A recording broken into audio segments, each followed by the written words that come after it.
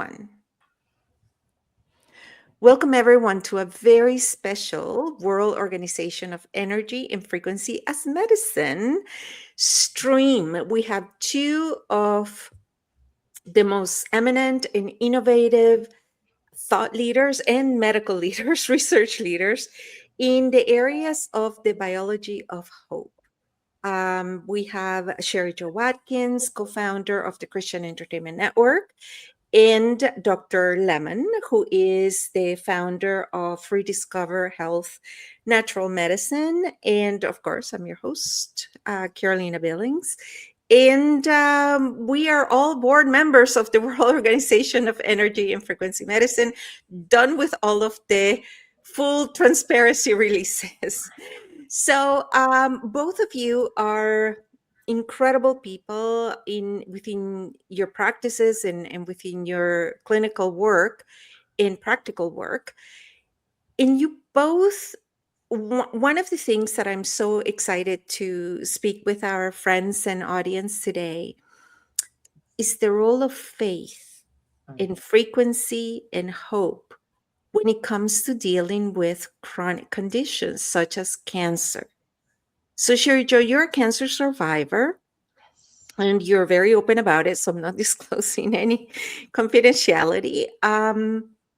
What was the transformation? Because you were a woman of faith before cancer, and you're a cancer survivor, thank God. And what has been the transformation that brought you to sharing your message to the world? So for me, honestly, cancer was, not to sound disrespectful to a disease that deserves none, but cancer was the best thing that ever happened to me because I got to decide if I am really the person that I claim to be. I got to decide if I can show up the way that I teach other people to. And, and I got to decide if I was really going to live by the faith that I have. And so, every single day I got to decide, not my battle, just my body, not my battle, just my body. And it was because of that. I'm a mindset coach with a doctorate in divinity. So, it was that moment in life where I got to decide, like, am I who I claim I am? And I will never cheat myself out of enough rest, water, good food, and sleep, because I didn't know I could feel this good. I didn't know I could feel this good. And Dr. Lemmon, you're a doctor, a physician, but cancer is very personal to you. Can you tell us a little bit of how we got to your book, Cancer and the Biology of Hope? Yeah, back in 2012, my younger sister was diagnosed with a rare form of cancer, and I was many states away going to school at the time, and just found out over email basically that she was diagnosed with cancer, and that her very first visit with her oncologist, they said you had 0% chance of survival. And then she passed away within 6 weeks after that. And so it was just really brutal, where I was in the middle of my medical school training and learning about all these amazing things that can be done, and the different medicinal mushrooms and herbs that have all these anti-cancer properties. But I was so far away, and so didn't have my book available that I could just send her and give her all those resources in one package. And so she tried a few little things and went to a Gerson center for a couple of weeks with her husband. But she left behind 2 young kids, and it was just really unbelievably painful experience. And so it taught me a lot of humility, as far as sometimes cancer is just God's way of sending his children home, back to him. But it also fueled that fire within me to not want anyone else to ever have to go through that if I can help it. And so that's why I wrote this book, and that's why I'm here, and to share that message that there is always hope. There are hundreds of different things you can do, whether or not medical science says there is or not. And so that can be used complementary with with your oncologist, or if your oncologist says there's nothing you can do, then you can wrap that around your 100% natural treatment plan as well. So either way that you go, all those remedies and resources are there. Yeah. Now, faith, for the three of us is living and breathing, right? And we understand that faith is not faith unless it's tested, right? That's how you know that it is faith, that it is, like you said, that you actually get to practice, your convictions. Now, we often do not hear a lot of doctors speaking of religion or speaking of spirituality. Sorry, I shouldn't call it religion. It's really spirituality, which is one of the things that I absolutely love about Dr. Lemmon, because you speak of love, you speak of spirituality as part of the day-to-day living with a chronic condition. This is not about the medicine, this is not about the diagnosis, this is not about the protocol. It's the actual every single day how you choose to show up, right? Just like Sherry Joe was saying, what surprises you the most when you meet people who have been diagnosed or their loved ones have been diagnosed, and you introduce the concept of hope?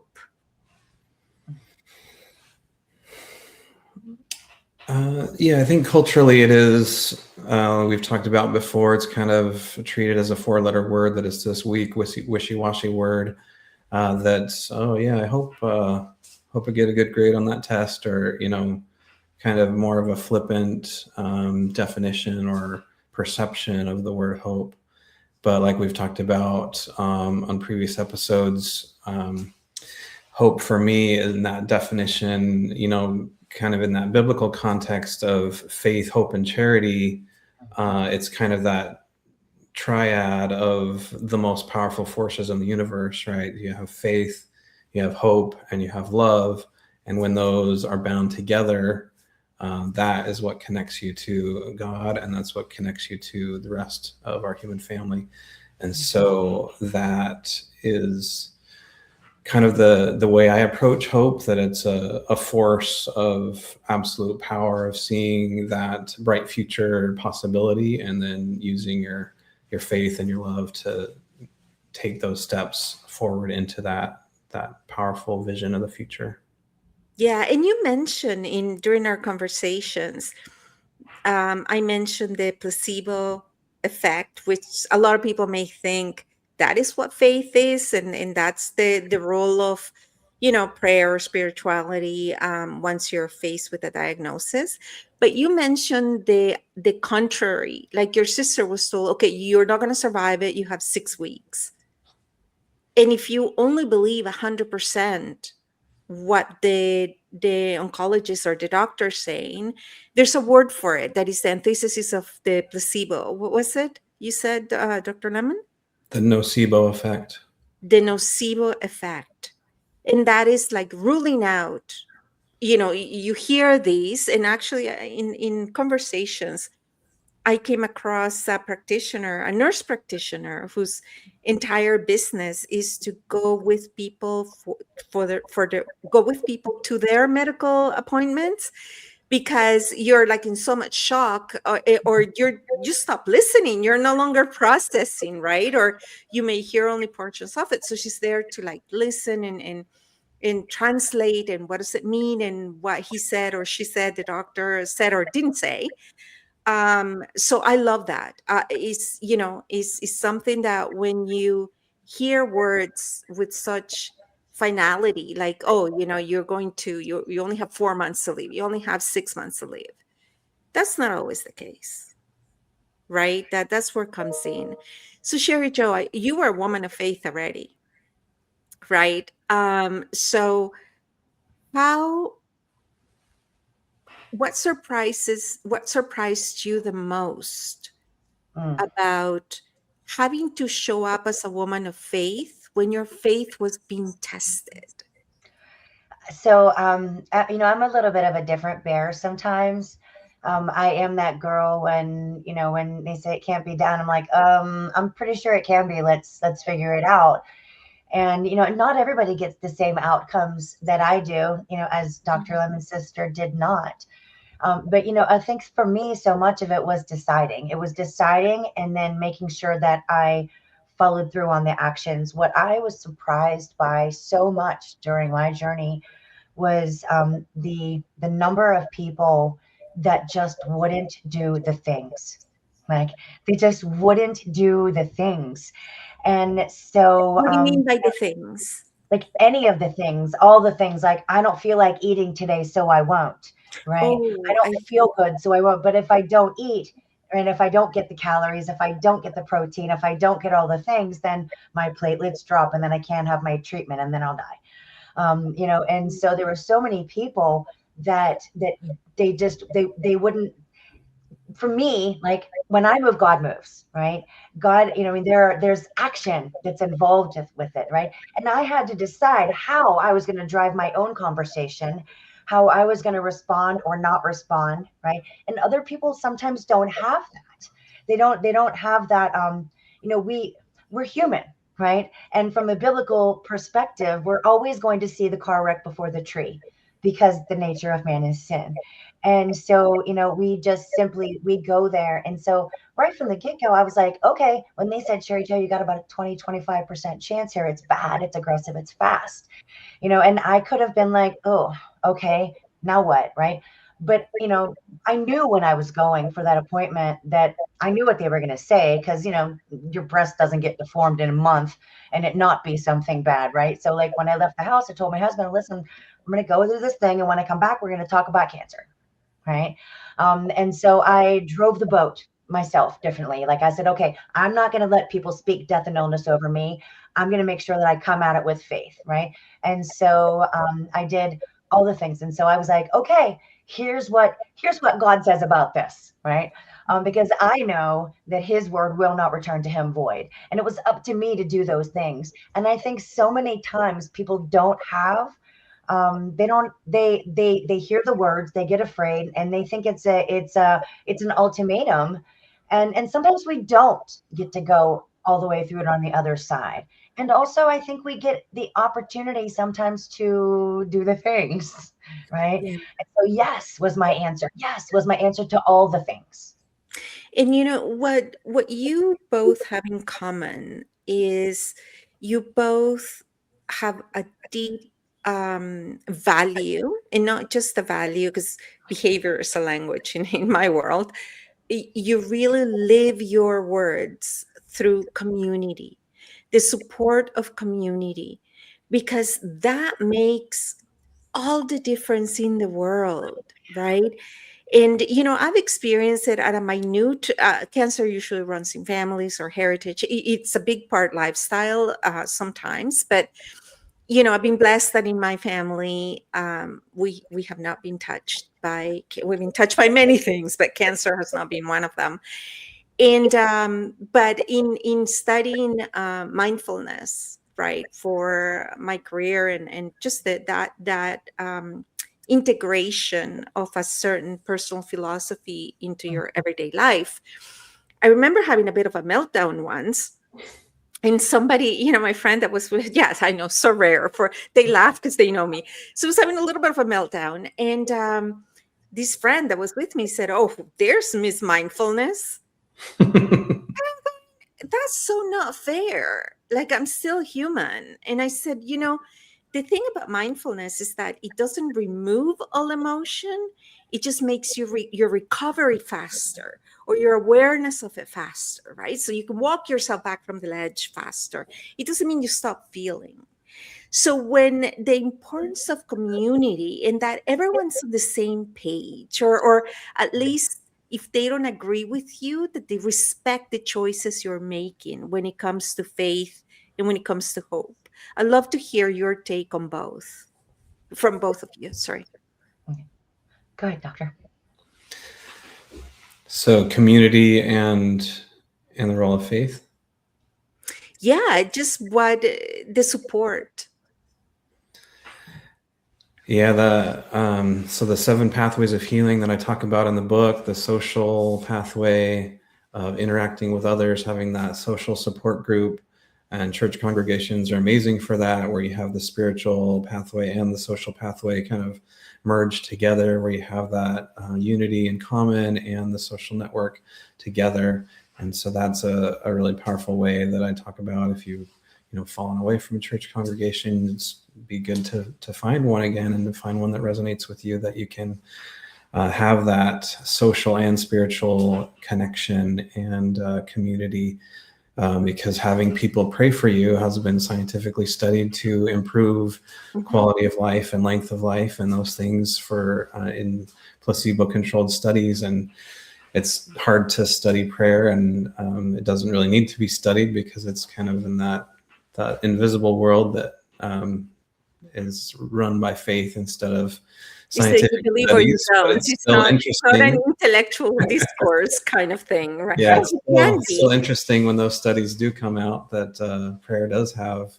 I was just listening to an audiobook this morning about Larry Dossey and his studies about the scientific studies about prayer and its effects on human health. And so it's really amazing to have that community, that social support, family and friends that are praying for you and your health and your welfare. And that really makes all the difference for a lot of people.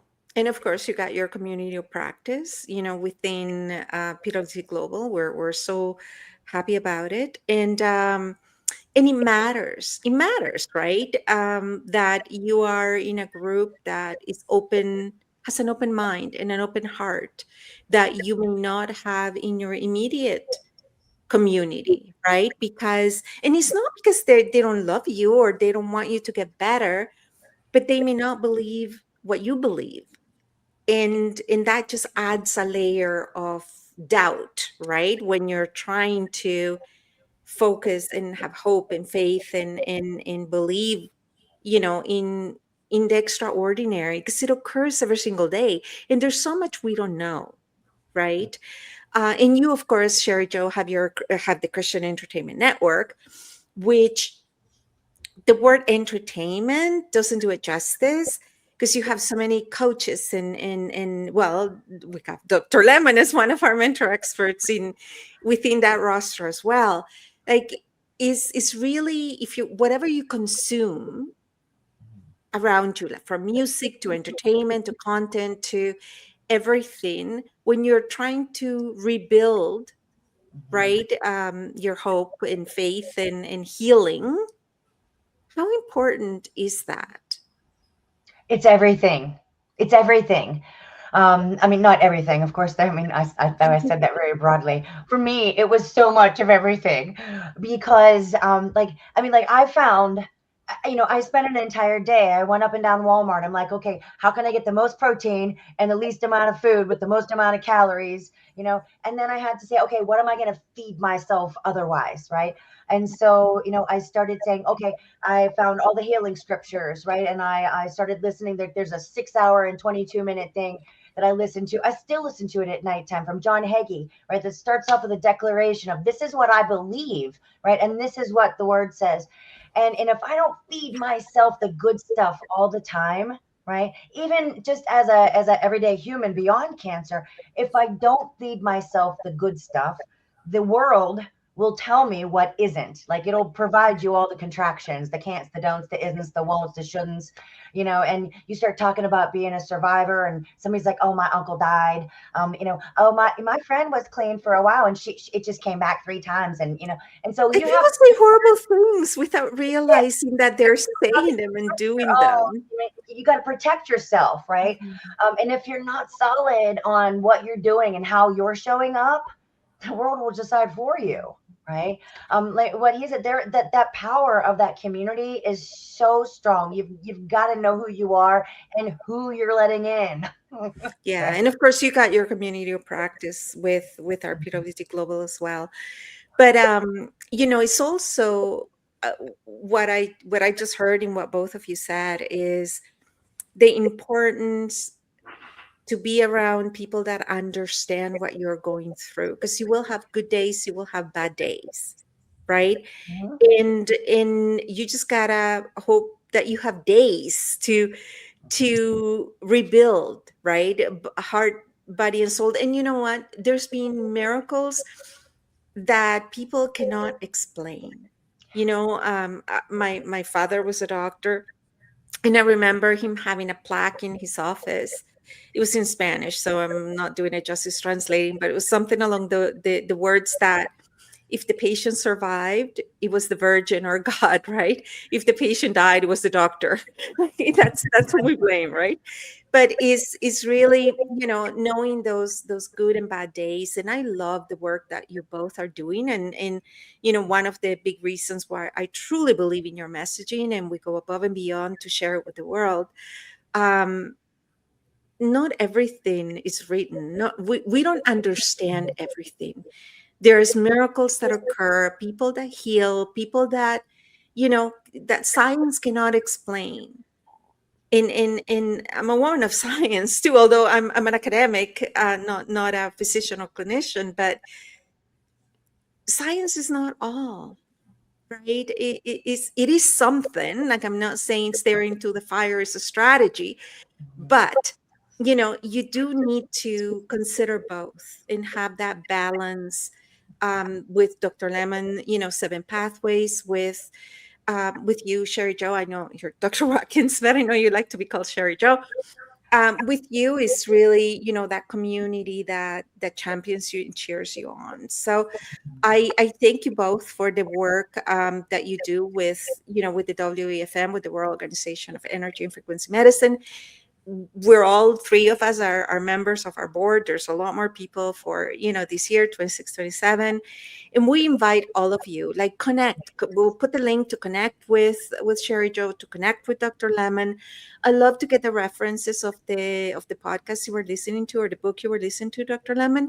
And you have shared some music with me that I would have never found it, right? Because it's just not a genre that I'm familiar with, but it's lovely and uplifting. And you know what? The spirituality has a biological reality in our everyday life, because it alters cells, because it alters your body's listening to you. So when you put in good things like healing and hope and spirituality and in energy and frequency and all good yummy things, your body knows. Your body knows. So thank you, everyone. Thank you, both of you. And we'll be having more sessions about it. And if you have any questions, we'll put the link in. Like, you guys are beyond generous in sharing your knowledge and in serving the world. So thank you for that. And until next time, do connect with them, though. We'll put the links below. Thank you Bye. so much. Guys. Bye bye.